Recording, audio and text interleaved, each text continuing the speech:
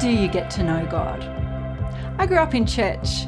I read the Bible from cover to cover and listened attentively to every sermon that was preached.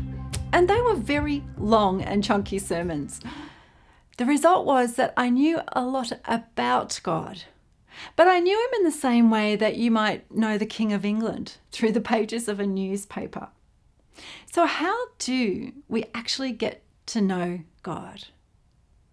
It's interesting to me that Jesus spoke of the religious experts of his day. They were known as the Pharisees, and Jesus said of them that they studied the scriptures more than anyone. They knew their theology and their knowledge really well, but Jesus said that they had never heard his voice.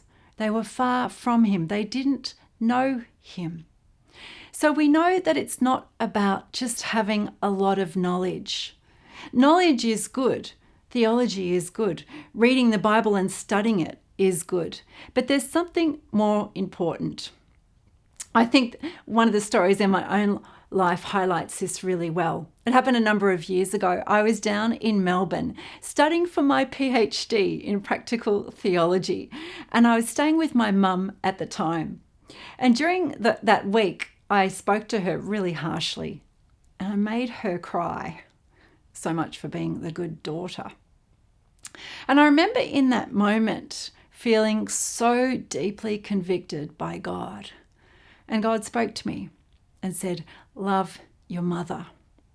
And it occurred to me that in that moment, all of the knowledge about God that I had, all of the knowledge about Bible, all of the 12 or so years of theological study, a bachelor and a master's and now a PhD, all of that came to nothing if I didn't listen to what God was saying and follow it. I remember calling my friend and confessing it and saying, I need to learn to love my mum better. And we went on this journey of loving my mother. You see, how do we get to know God? Well, it comes by doing what God has said. Not just hearing about it, not just knowing about it, by actually doing it.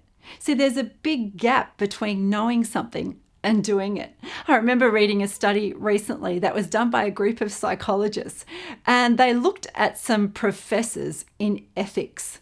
These people knew a lot about how to behave and about ethical behavior. But then they started to look at their lives and they discovered things like these people were really bad at returning their library books. In other words, they didn't follow through on what they taught. It happens too sometimes as preachers and pastors. We can get up on the platform and deliver a really great sermon, but behind the scenes be committing a sin.